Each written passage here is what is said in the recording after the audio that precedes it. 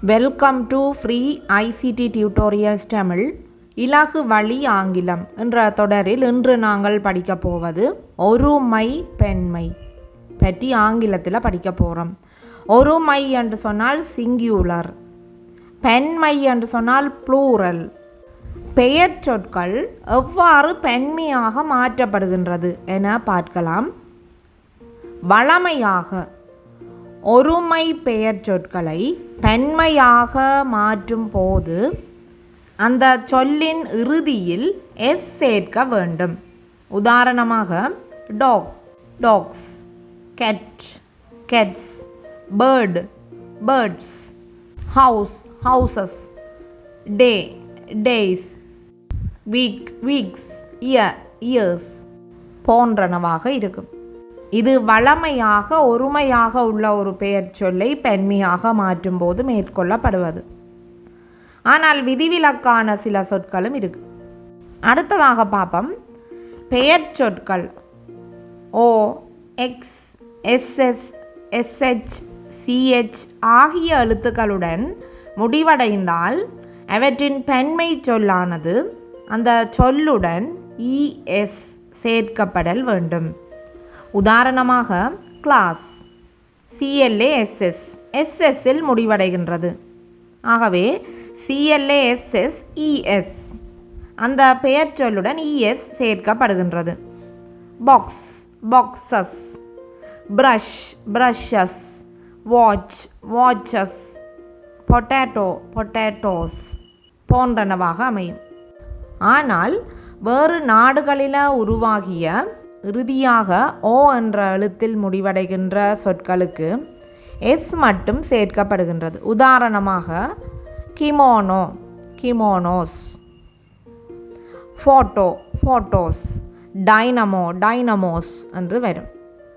Right. அடுத்ததாக இறுதியாக வை என்ற எழுத்துடன் முடிவடையும் பெயர் சொல்லெனின் இங்கு இறுதி எழுத்தாகிய வையிற்கு முதல் எழுத்தினை நாங்கள் பார்க்க வேண்டும். வையிற்கு முன்பாக ஆங்கில உயிரெழுத்துக்கள் வவல்ஸ், அதாவது ஏ, இ, ஐ, ஓ, ஜு ஆகியன காணப்படும் ஆயின் அந்த சொல்லின் பெண்மை வையிற்கு அருகில மேலதிகமாக எஸ் என்ற எழுத்து சேர்க்க வேண்டும். உதாரணமாக பாய், BOY வையில் முடிவடைகின்றது. அந்த வையிற்கு முன்னுக்குள்ள லெட்டர் வந்து ஓ. ஓ என்பது ஒரு வவல், உயிரெழுத்து. ஆகவே பாய்ஸ், BOYS. டாங்கி, DONKEY வையில் முடிவடைகின்றது. அதற்கு முன்னிய எழுத்து இ என்பது ஒரு ஆங்கில உயிரெழுத்து. ஆகவே டாங்கீஸ், DONKEYS. அதே போல டே, டேஸ் ஆகியவற்றை குறிப்பிடலாம். வையிற்கு முதல் எழுத்து ஆங்கில மெய் எழுத்தாக இருந்தால் அதன் பெண்மை சொல் இறுதியாக இருக்கின்ற அந்த வை நீக்கப்பட்டு அதற்கு பதிலாக IES சேர்க்கப்படும். உதாரணமாக பாடி, BODY வையில் முடிவடைகின்றது. வைக்கு முன்னுக்குள்ள லெட்டர் டி என்பது ஒரு மெய்யெழுத்து, கன்சனன்ட் லெட்டர். ஆகவே நாங்கள் அந்த வையை நீக்கிவிட்டு BODIES என எழுதிக்கொள்ள வேண்டும். பாடிஸ். Country, COUNTRY வையில் முடிவடைகின்றது. வைக்கு முன்னிய லெட்டர் ஒரு கன்சனன்ட் லெட்டராக உள்ளது, ஆங்கில மெய்யெழுத்து. ஆகவே அந்த வையை நீக்கிவிட்டு IES சேர்த்து கொள்கின்றோம். Countries.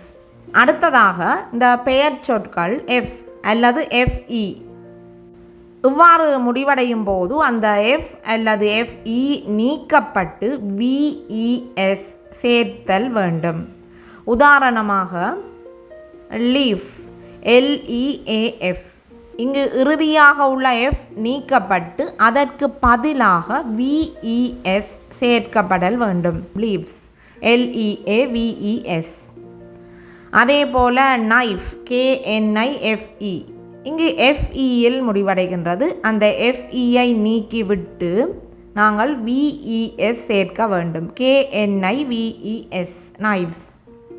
Self, selves, life lives, thief thieves.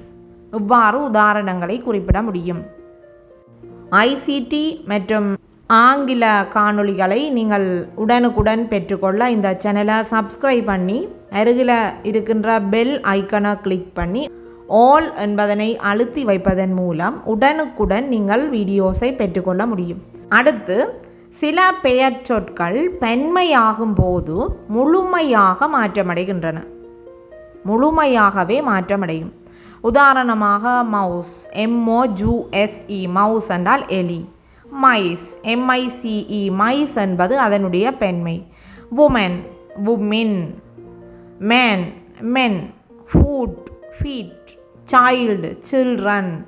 Truth, teeth. இப்படி பல உதாரணங்களை நாங்கள் குறிப்பிட முடியும். அடுத்து, சில பெயர் சொற்கள் பெண்மையாக மாற்றமடையும் போது எவ்வித மாற்றமும் ஏற்படாது.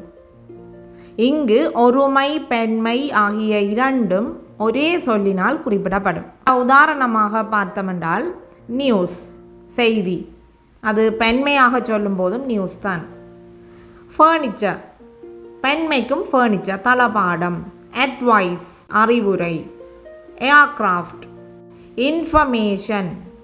நாலேஜ், லக்கேஜ், ப்ராப்பர்ட்டி போன்றவற்றை நாங்கள் குறிப்பிட முடியும். அடுத்ததாக, சில பெயர் சொற்கள் எந்த வேளையிலும் பெண்மையாகவே இருக்கும். உதாரணமாக சிசர்ஸ், பிஜாமாஸ், பேண்ட்ஸ், கார்மெண்ட்ஸ். இப்படியான சொற்கள் பெண்மையாகவே காணப்படும். ஒருமை என்று இதுக்கு இல்லை.